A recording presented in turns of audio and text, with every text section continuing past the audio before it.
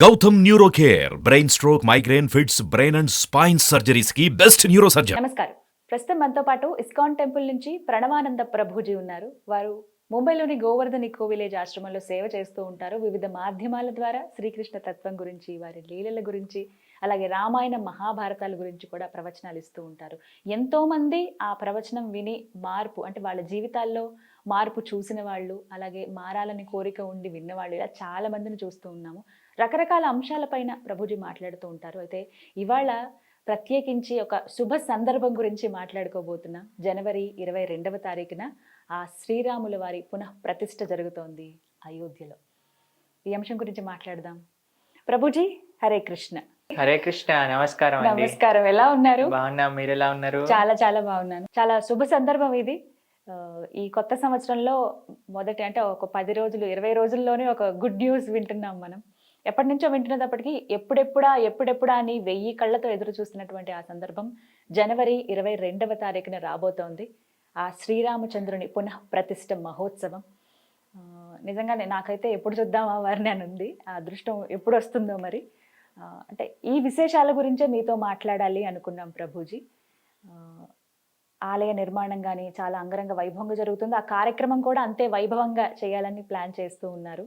అలాగే అందరికీ వీలు కుదిరేలాగా ట్రావెలింగ్కి అన్నిటికీ ఏర్పాట్లు అయితే జరిగిపోయాయి. ఇంకా కొద్ది రోజుల్లోనే మళ్ళీ ఆలయం ప్రారంభం అవుతోంది, పునః ప్రారంభం కాబోతోంది ఆ ప్రతిష్ఠ మహోత్సవం. వీటి గురించి ఏం చెప్తారు? అసలు అయోధ్యలో ఏం జరిగింది, ఇప్పుడు ఏం జరుగుతోంది అని అంటే ఏం చెప్తారు? మనందరికీ నిజంగా ఇది ఒక హ్యాపీ న్యూ ఇయర్. ఎందుకంటే మన రాముడు ఇన్ని సంవత్సరాల తర్వాత మళ్ళీ ఆయన ఆలయంలోకి ప్రవేశించబోతున్నారు.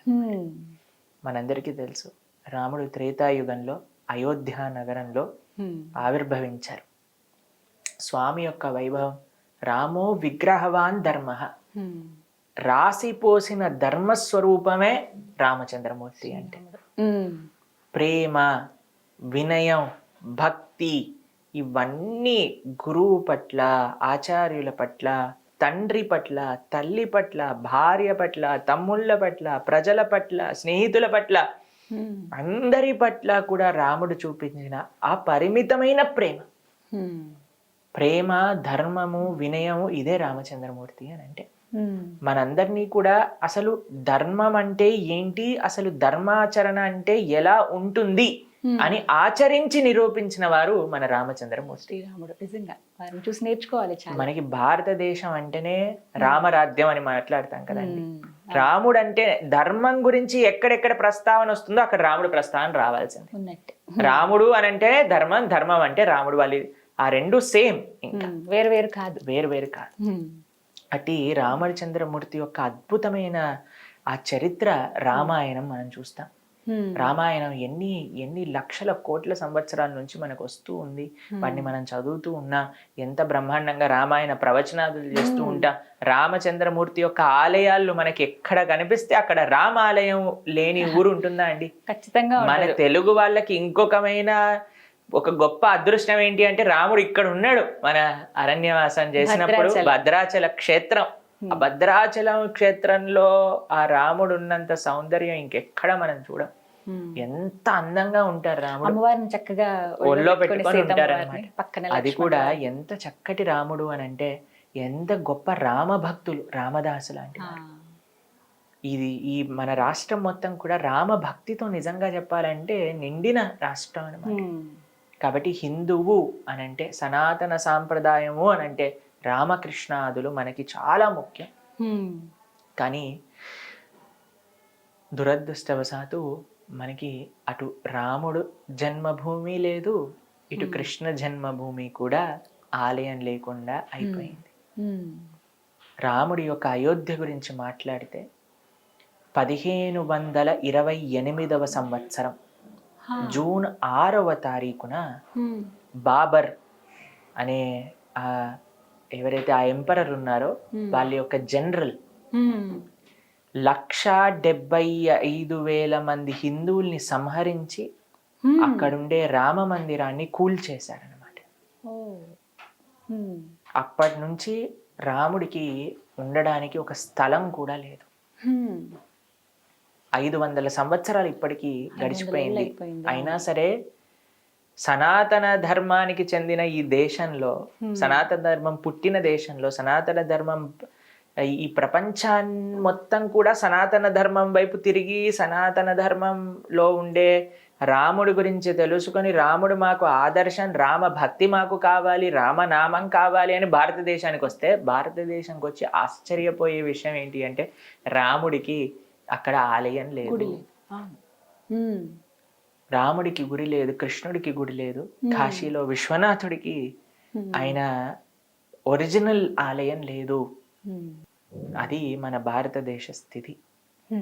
కానీ ఒక గొప్ప అదృష్టం, ఇన్ని సంవత్సరాల తర్వాత కదా తిరిగి 500 గొప్ప మహానుభావుల యొక్క సంకల్పంతో మంచి రాజకీయ నాయకులు, ఒక విధంగా చెప్పాలి అని అంటే వాళ్ళ యొక్క సంకల్పం, వాళ్ళ యొక్క శక్తి, ప్రధానమంత్రి గారు, మిగతా వాళ్ళందరూ వాళ్ళు కష్టపడి ఎన్ని వేల సంవత్సరాల నుంచి రామ ఆరాధన జరుగుతున్న ఈ దేశంలో కొన్ని వందల సంవత్సరాల నుంచి అక్కడ రామ భక్తులందరికీ కూడా ఒకటే ఒకటి, వాళ్ళ ప్రాణం అక్కడ రాముడు ఆలయంలోకి వెళ్ళాలి.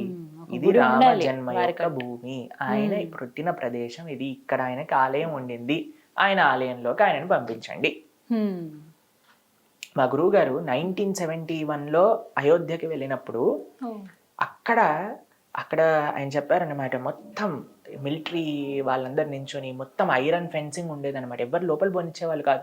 అక్కడ బయట కూర్చొని సాధువులందరూ అఖండ హరినామ సంకీర్తన చేస్తూ ఉండేవారు అనమాట, రామనామ సంకీర్తన. ఎందుకోసము అని అంటే మా గురువు గారు వెళ్ళినప్పుడు ఆయనకు పాంప్లెట్ ఇచ్చారు, ఇక్కడ రామ మందిరం కట్టాలి, ఇక్కడ రాముడు మళ్ళీ ఆయన యొక్క ఆలయంలోకి వెళ్ళాలి, దీనికోసం విరాళ స్వీకరణ కోసం మేమందరం ఇక్కడ కూర్చొని ఈ అఖండ హరినామ స్మరణ చేస్తున్నాం. మా జీవితంలో ఒకటే ఆశయం ఏంటి అని అంటే ఇక్కడ రాముడు మళ్ళీ ఆలయంలోకి వెళ్ళాలి. 1971లో ఇచ్చిన ఆ పాంప్లెట్ ని మా గురువు గారు భద్రంగా ఉంచుకున్నారనమాట. ఇప్పటికి మొన్నే తీసి చూపించారు. ఈ పాంప్లెట్ నేను అక్కడికి వెళ్ళినప్పుడు నాకు ఇచ్చారు, ఇప్పుడు ఆ కోరిక నెరవేరుతుంది. ఎంత మంది అండి జీవితాన్ని త్యాగం చేయడానికి సిద్ధమైపోయారు. మా రాముడు అక్కడ ఉంటే చాలు, మాకు ఇంకే ఏమొద్దు. అలాంటి శుభతరుణం, శుభతరుణం మనము ఉన్న సమయంలో మనం చూడబోతున్నాము అని అంటే ఎంత అదృష్టము అనేది, అంత అదృష్టం. ఇప్పుడు ఈ జనరేషన్ వాళ్ళకి నిజంగానే అది గొప్ప అదృష్టం. అందుకే మేము ఈసారి న్యూ ఇయర్ చెప్పడంలో చాలా ఆనందపడుతూ ఉన్నాం. నిజంగా కొత్త సంవత్సరం, ఎందుకంటే అది మంచి సంవత్సరం. ఎందుకంటే మన రామచంద్రుడు తిరిగి అయోధ్య నగరంలో తను పుట్టిన ప్రదేశంలోకి వెళ్తున్నారు.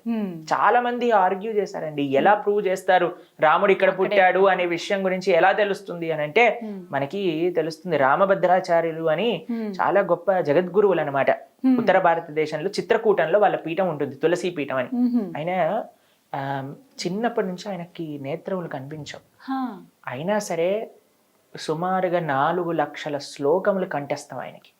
అమ్మో, అంతగా జ్ఞాపకం. పురాణాలు, వేదాలు, శాస్త్రాలన్నీ కూడా 4 లక్షల పైగా శ్లోకాలు ఆయనకు వచ్చు. మొత్తం గీత, మొత్తం తులసీదాస్ యొక్క రామాయణం, మొత్తం భాగవతం అన్ని ఆయన చూడకుండా చెప్పేస్తారని.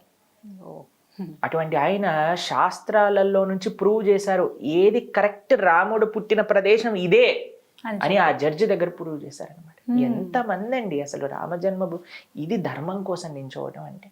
కానీ ఈ మధ్యలో ఉండే జనాలండి ఏదో రియాలిటీ షోలో పార్టిసిపేట్ చేసిన వాళ్ళ వెనకాల పడి వెళ్ళిపోవటం, టీవీలలో సినిమాలలో చేసిన వాళ్ళ వెనకాల ఏం చేశారని, ఏం పిచ్చి పట్టిందని మనం వాళ్ళ వెనకాల తిరుగుతున్నాం అండి.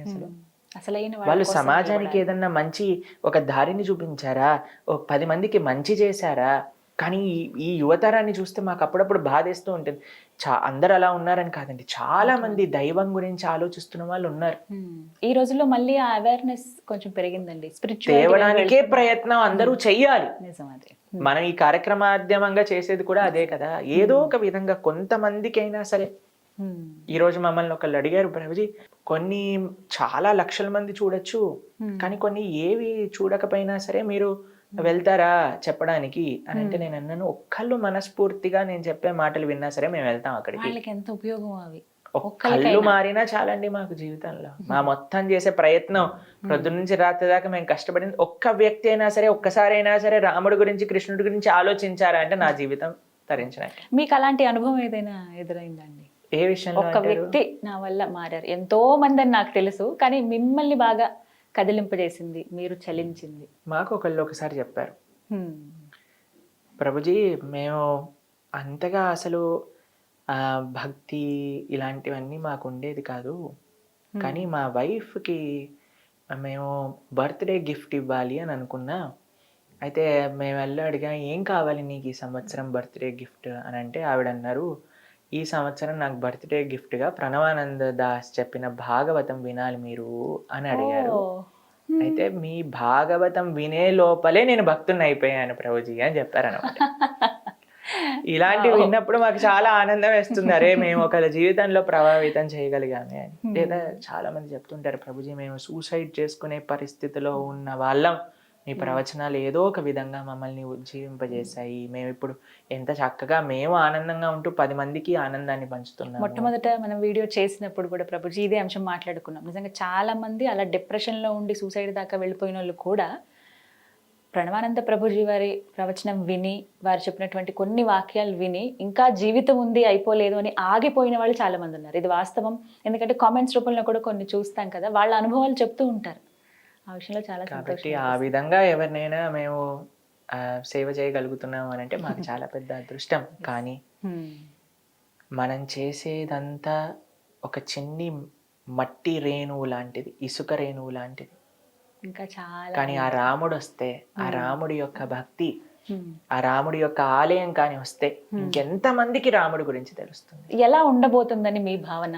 అద్భుతం, పరమ అద్భుతంగా ఉండబోతుంది రాముడి యొక్క ఆలయం. రాముడు వచ్చిన క్షణం నుంచి ఇంకా మనకి మన ధర్మం ఇంకా ముందుకు వెళ్తూ ఉంటుంది అన్నమాట. అయితే ఇక్కడ మీకు ఒక విషయాన్ని ప్రస్తావన చేస్తాను. ప్రతి ఒక్క హిందువు కూడా ఒక గొప్ప పండుగలాగా, ఒక గొప్ప ఉత్సవంలా చేసుకోవాలి అని అందరూ చెప్తున్నారు. మన ప్రధానమంత్రి గారు కూడా అదే విషయాన్ని అందరికీ పిలుపుగా ఇచ్చారు, దీపావళి చేసుకోవాలి అని చెప్పారు ఆయన. రాముడు అయోధ్య వదిలి వెళ్ళినప్పుడు అటండి, కడుపులో ఉండే శిశువులు కూడా ఏడ్చాయట, రాముడు అయోధ్య వెళ్ళిపోతున్నాడు అని. చెట్లన్నీ రాముడు వెళ్ళిపోతున్న వైపుకి వంగిపోయి వంగిపోయి వంగిపోయి 14 సంవత్సరాలు పూలే విరుచుకోలేదట, ఒక పండు కూడా కాయలేదట. ఇంట్లో ఉండే చిన్న చిన్న ప్రాణులు, పిల్లులు, ఇవి కూడా రాముడి వైపే ఏడుస్తూ ఏడుస్తూ వెళ్ళిపోయాడు. ఒక్క పండుగ, ఒక్క ఉత్సవం రాముడు లేక అసలు అయోధ్య వాసులందరూ కూడా అంతా బాధపడ్డారట. కానీ ఎప్పుడైతే రాముడు వస్తున్నాడో ఆనందంతో వాళ్ళప్పుడు 14 సంవత్సరాల తర్వాత దీపం వెలిగించి తోరణం కట్టుకొని ముగ్గేసి రాముడిని స్వాగతించారట. కాబట్టి మనకి దీపావళి రాముడి యొక్క స్వాగతం. నిజమైన దీపావళి జనవరి 22. ఎందుకంటే రాముడు నిజంగా మళ్ళీ తిరిగి ఆలయంలోకి ఆ అయోధ్య వైభవం ఆ రోజు ప్రకాశింపబడుతుంది అనమాట. కానీ కేవలం రాముణ్ణి ఆలయంలోకి పంపించి మనం పని మనం చేసుకోకూడదు, రాముణ్ణి మన హృదయంలోకి స్వాగతించాలి. ఎలా స్వాగతిస్తారు హృదయంలోకి అని అంటే, ఆ రాముడు గురించి వినటంతో, రాముడు ఆచరించిన మార్గం తెలుసుకోవటంతో మన హృదయంలోకి మనం ఆహ్వానించవచ్చు. అందుకే జనవరి 16వ తారీఖు నుంచి మన ప్రణవానంద దాస్ ఛానల్ ఏదైతే ఉందో ఆ మాధ్యమంగా మనం రామాయణ ప్రవచనాలను చేస్తున్నాం అనమాట. 16 తారీఖు నుంచి స్టార్ట్ అవుతుంది. మొత్తం పూర్తి రామాయణాన్ని మనం చెప్పుకోబోతున్నాం. రాముడి యొక్క ప్రతిష్ట 12 డేస్. 12 డేస్ మనం మొత్తం ఒక్కొక్క కాండం కూడా రెండు చెప్పున సంక్షిప్తంగా రాముడి యొక్క ఆ ఉత్సవాలు జరిగేంత లోపల మనం పూర్తి రామాయణాన్ని శ్రవణం చేయాలి అనే ఒక సంకల్పంతో అనమాట. కాబట్టి మేము మీ అందరికీ చేసే రిక్వెస్ట్ ఏంటి అంటే, తప్పకుండా ఆ రామాయణాన్ని వినండి. విన్నప్పుడు కేవలం భగవంతుని మందిరంలో పంపించి మనం నమస్కారం చేయకుండా మన హృదయంలోకి కూడా రాముని స్వాగతించినట్టు అవుతుంది. రాముని హృదయంలోకి హనుమంతుడిలాగా హృదయాన్ని చీల్చుకొని స్వాగతించలేం కదండి.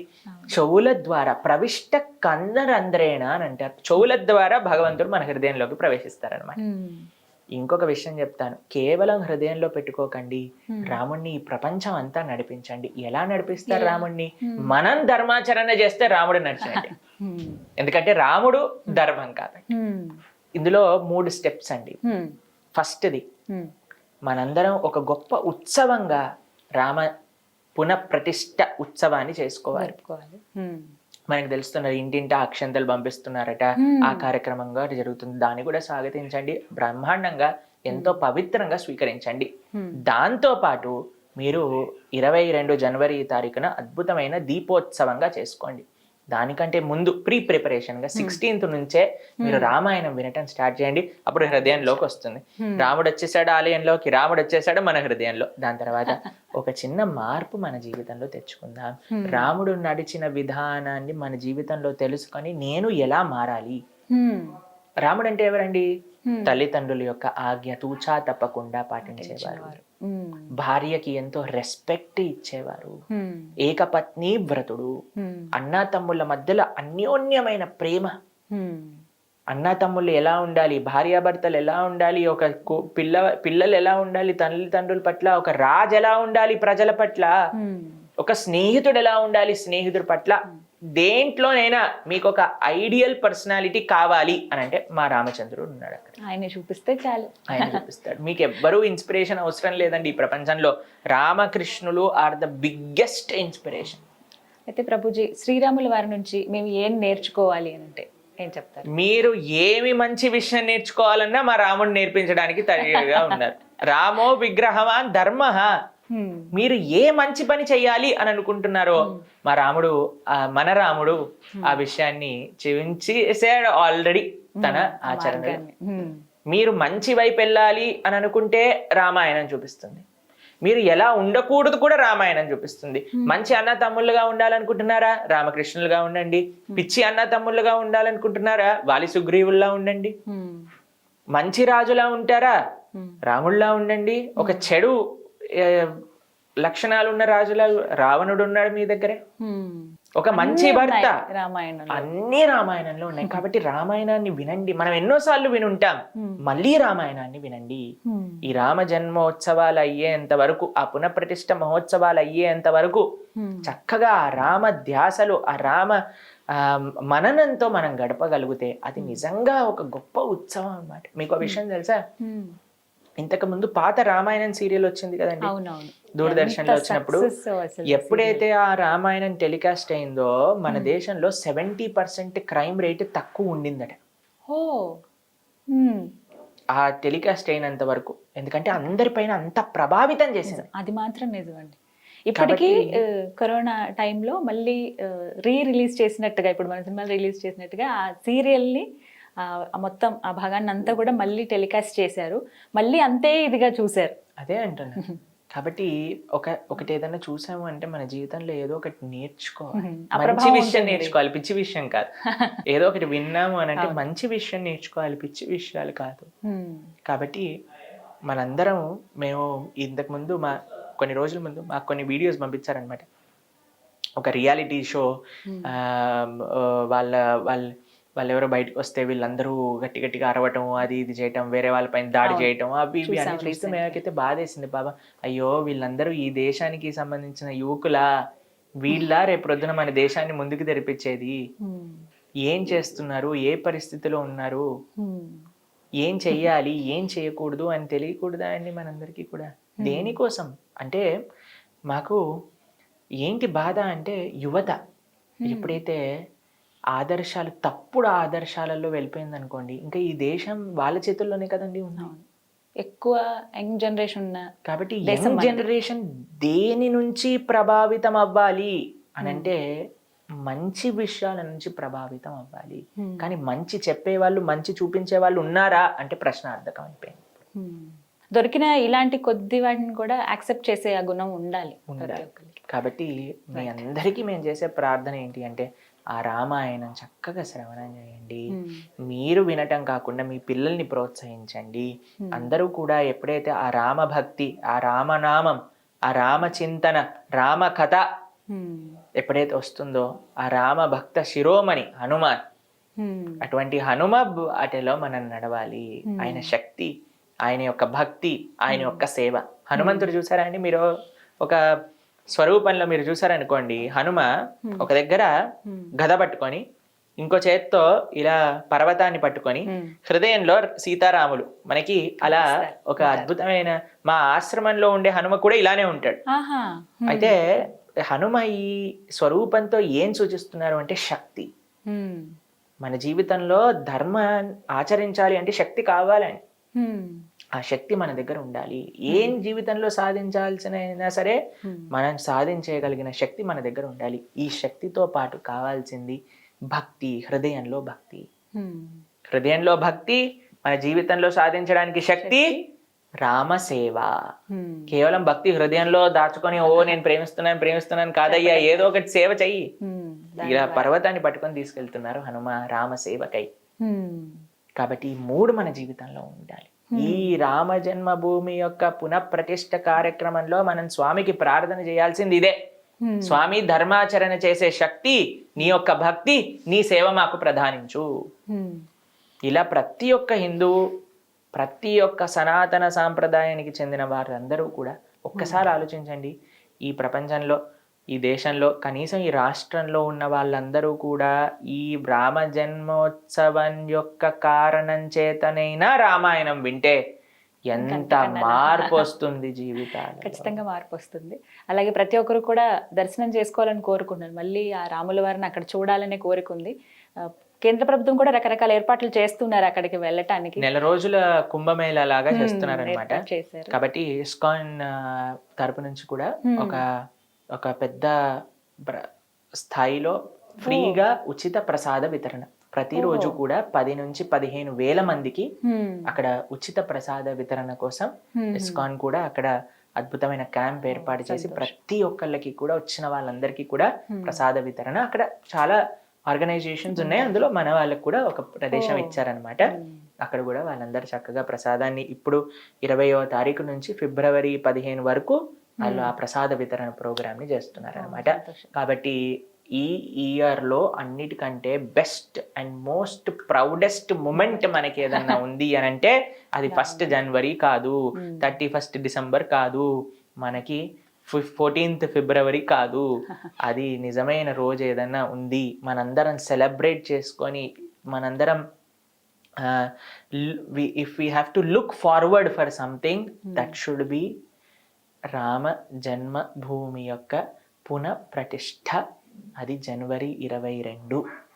కాబట్టి మీకు మేము చేసే ప్రార్థన, చక్కగా మీరందరూ కూడా ఆ స్వామి ఆ సమయానికల్లా మనందరం ఆ రామ చింతనతో ఉండాలి, ఆ రామ భావనతో ఉండాలి. రాముడి యొక్క సేవ చేస్తూ రాముడి యొక్క ఉత్సవాన్ని మనందరం జరుపుకునేటట్టుగా మనం ఉంటే ఆ రాముడు ఆనందంగా ఉంటారు అక్కడ. దాంతోపాటు కేవలం జనవరి 22 తర్వాత వదిలేయటం కాదండి, ఆ రామ భావన, రాముడు మనకి ఏదైతే ఆయన ఆచరించి చూపించాడో దాన్ని మన జీవితంలో ఆచరిద్దాం, ఆ మార్గాన్ని మనం స్వీకరిద్దాం. ఇది నిజమైన రాముడికి మనం ఇచ్చే గిఫ్ట్ అన్నమాట. కానీ అదృష్టం ఎప్పుడు దక్కుతుందో నాకైతే చాలా కోరికగా ఉంది చూడాలి అని. మొదటి రోజే చూడాలని అలా ఆశ లేదు, కానీ కనీసం ఈ సంవత్సరంలో వెళ్తే చాలా. అంతకన్నా చాలా మంది మమ్మల్ని అడిగారు, ప్రభుజీ మీరు ఒక అయోధ్య యాత్ర తీసుకెళ్ళండి ఈ సంవత్సరం అని. మేము అన్నాం ప్రయత్నిస్తాం, తప్పకుండా ప్రారంభం అవుతాయి అవి కూడా. తీసుకెళ్దాం అయోధ్య యాత్ర, రాములల్ల దర్శనం చేసుకుందాం అందరం కలిసి. ఖచ్చితంగా ఆ దర్శన భాగ్యం మాకు కూడా కలిగితే. మాకైతే 1000 కళ్ళతో ఓపిక పడుతున్నా, ఎప్పుడు రాముడు చూస్తా, ఎప్పుడు రాముడు ఆలయానికి వెళ్తాం. మందిరం కూడా చాలా ప్రత్యేకతలు ఉన్నాయండి. ఒక్కొక్క ప్రాంతం నుంచి ఒక్కొక్క వస్తువు తీసుకుంటున్నారు. తలుపులు ఒక దగ్గర గంట, చాలా భారీ గంట ఏర్పాటు చేశారని, స్వామివారి పాదాలు గాని విగ్రహాలు గాని అన్ని ప్రత్యేకమే. మన రాముడికి అన్నిటికంటే బెస్ట్ ఇవ్వాలి కదండి, భగవంతుడికి అన్నిటికంటే బెస్ట్ ఇవ్వాలి కదా రాముడు. కాబట్టి మన అనుకోవాలి అందరం కూడా, మన రామచంద్రమూర్తి, మన సీతమ్మ తల్లి, మన లక్ష్మణ స్వామి, మన హనుమాన్. కాబట్టి మన ఇంటి ఉత్సవంలో, మన ఇంట్లో పెళ్ళవుతే మనం ఎంత ఆనందపడతామో అంత ఆనందపడాలి. ఆ ప్రేమ, ఆ భక్తి రావాలి అని అంటే ఇంకా ఏం మార్గం లేదండి, మీరు రాముడి గురించి వినాల్సిందే. ఆ రాముడి యొక్క తత్వాన్ని మనం తెలుసుకుంటే ఇంకా ఆయనతో ప్రేమలో పడకుండా ఉండలేము ఎవరం కూడా. కాబట్టి ఆ రామాయణాన్ని విందాం. అందుకే అన్నిటికీ సొల్యూషన్ ఏంటి అంటే రామాయణాన్ని వినటం.